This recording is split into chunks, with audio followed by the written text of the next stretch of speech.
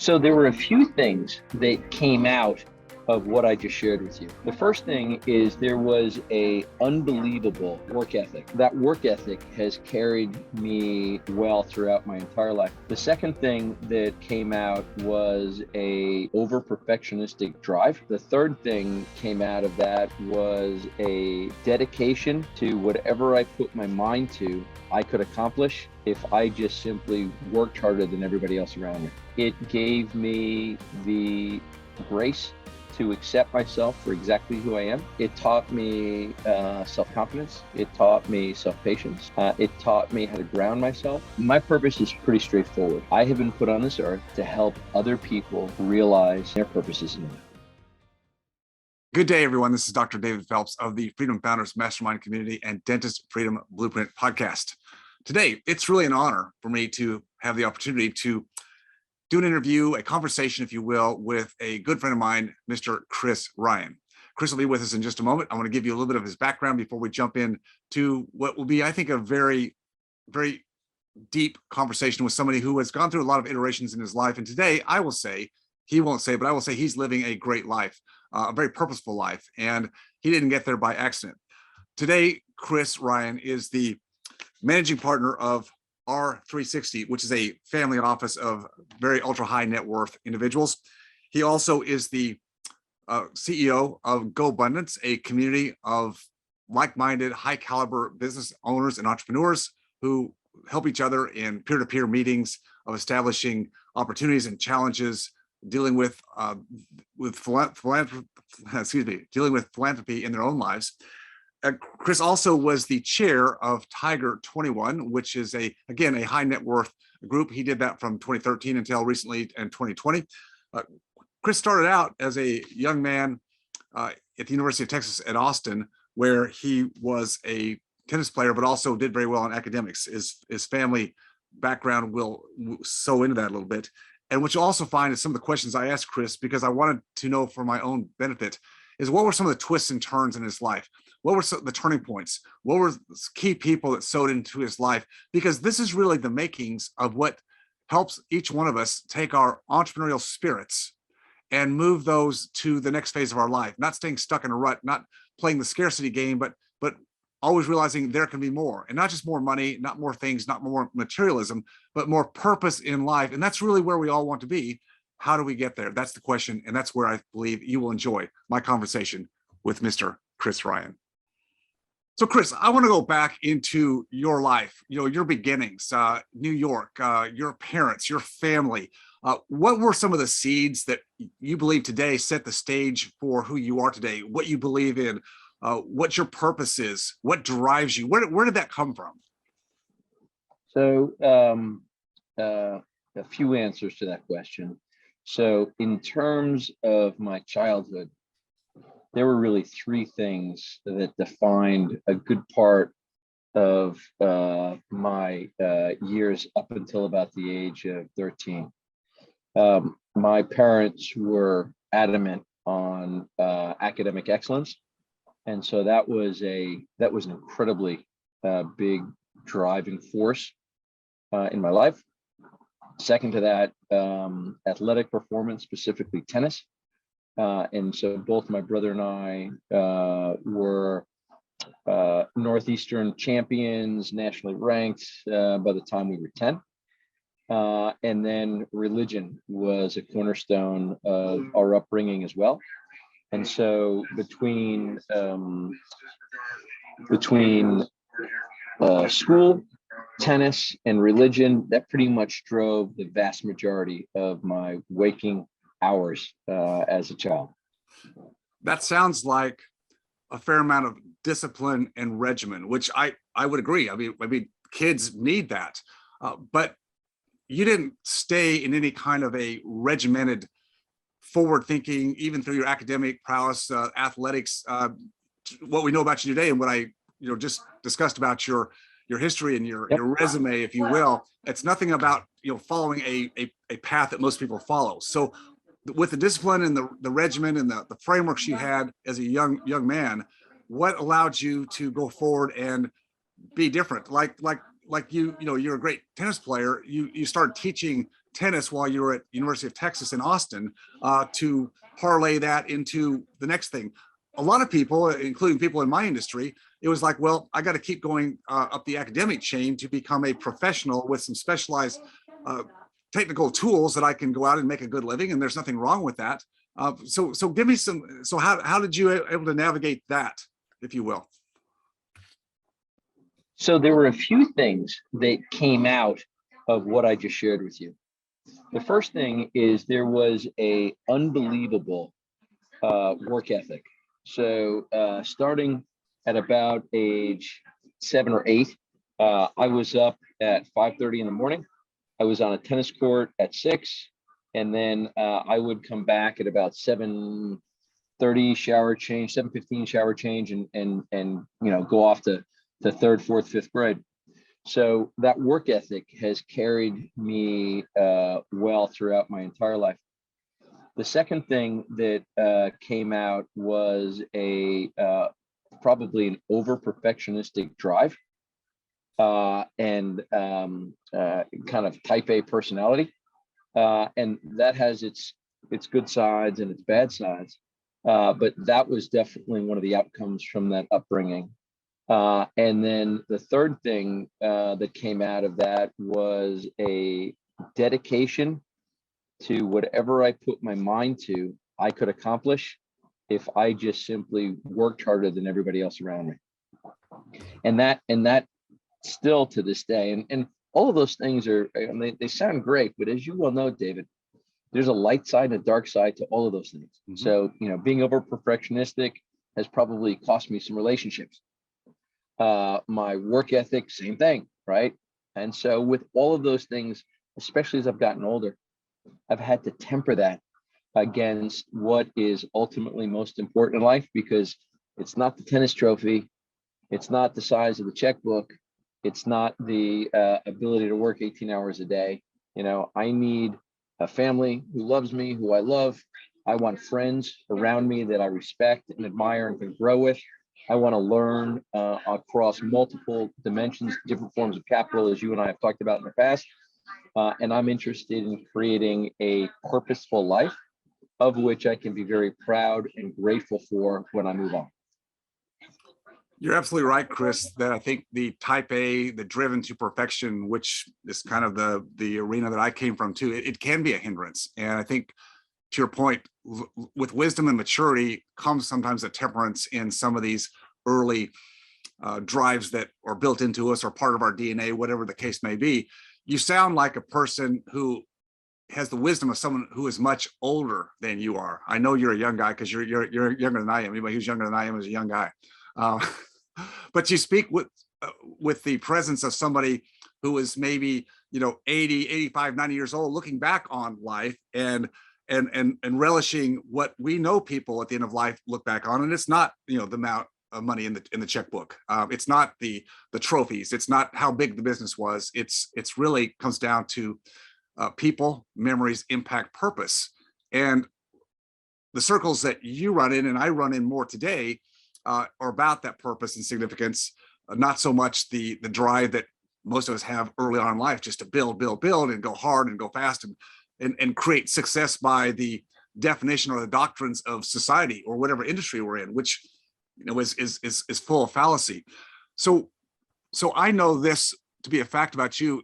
Can you speak about some of the soft skills being people skills, communication skills, connection skills? I know that to be a huge driver of what's made you have that purpose in life. Not everybody has those same skills and charisma, let's just face it. But how can you sow what you know to be working in your life and what's impactful to you? How can you sow that into other people who would like to be a little bit more like a Chris Ryan, some of those attributes? But you know what? Personalities are personalities. They're unique to all of us. How do you help people that are more self-reflecting but still want to be purposeful in life? Let me give a little bit of a circuitous answer to that question, because you hit on something that's important. So as a child of the drivers that I've explained to you, I felt almost like a thoroughbred that was simply being put into different arenas. There was an academic arena, had to excel. There was an athletic arena, had to excel. There was a religious arena, had to excel, had to excel, had to excel. And it drove a tremendous amount of resentment, anger, frustration, at times feelings of unworthiness. And I received as a child a lot of conditional love when things went well, and the absence of that when things didn't go well. And so, to be perfectly candid, it kind of jacked my reality. So by the time I wound up going to college, I realized that if I didn't change some of the core beliefs that I had built over the 18 years before then, I was on a destructive path.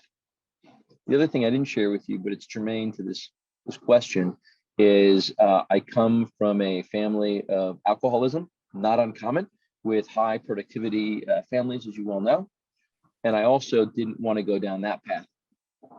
And so in college at the University of Texas at Austin, I absolutely got an academic education, graduated with great grades.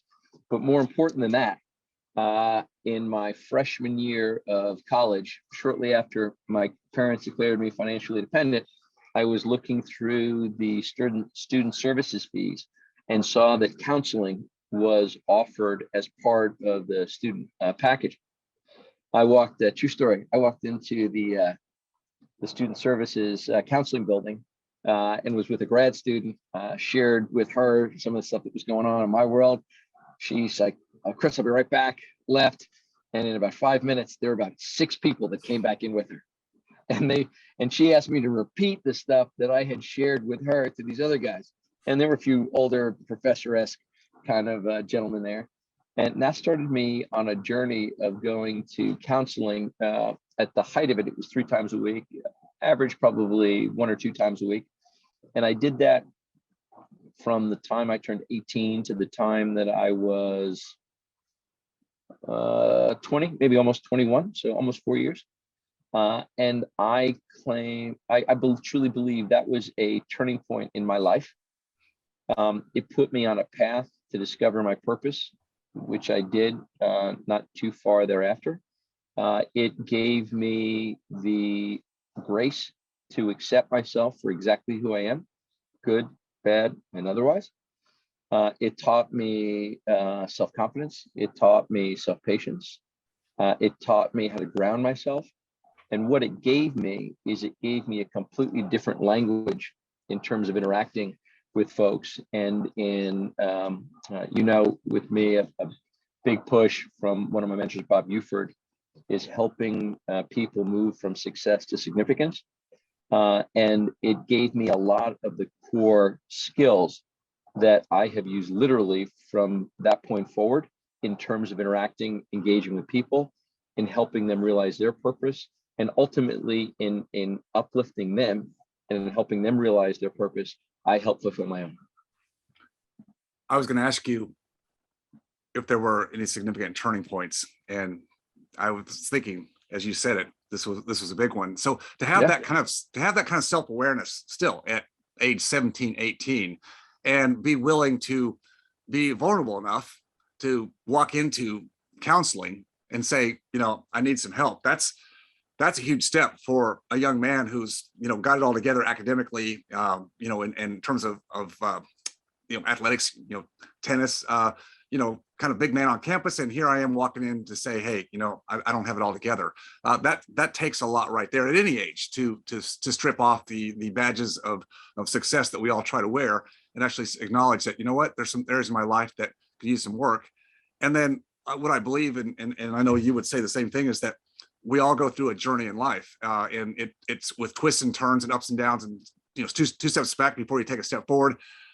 But the lessons that we learn and then are able to sow back into people who are want to take a path of success in their own right, whatever that means for them, their vision, is to be able to see that back.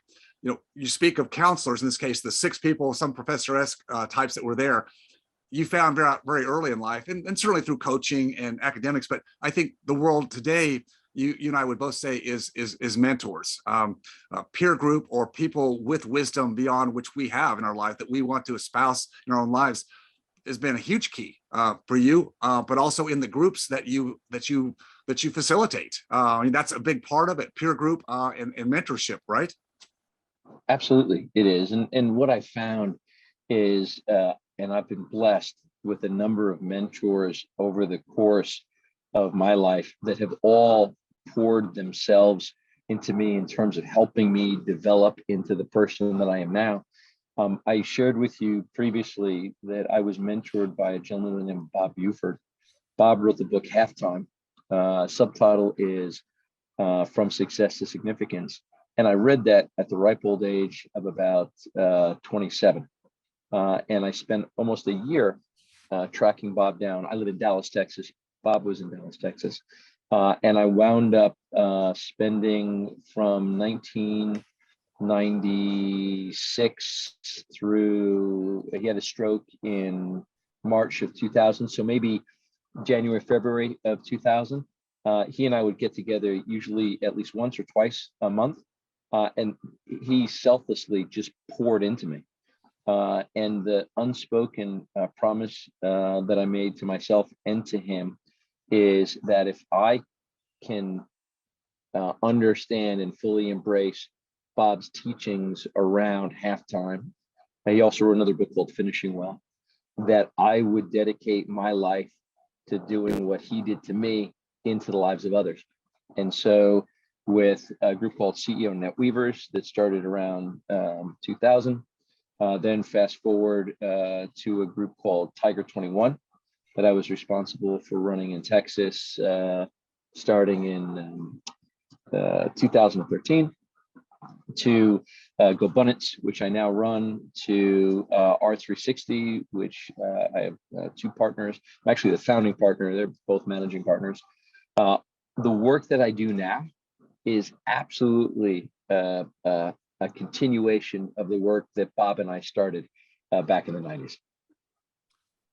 So then state for us, for our benefit, how would you consolidate that down to what your purpose is today? What is the purpose for Chris Ryan's life? My purpose is pretty straightforward. I have been put on this earth to help other people realize the full level of their significance in their lives in the context of them as husbands, wives, parents, brothers, sisters, professionals, philanthropists.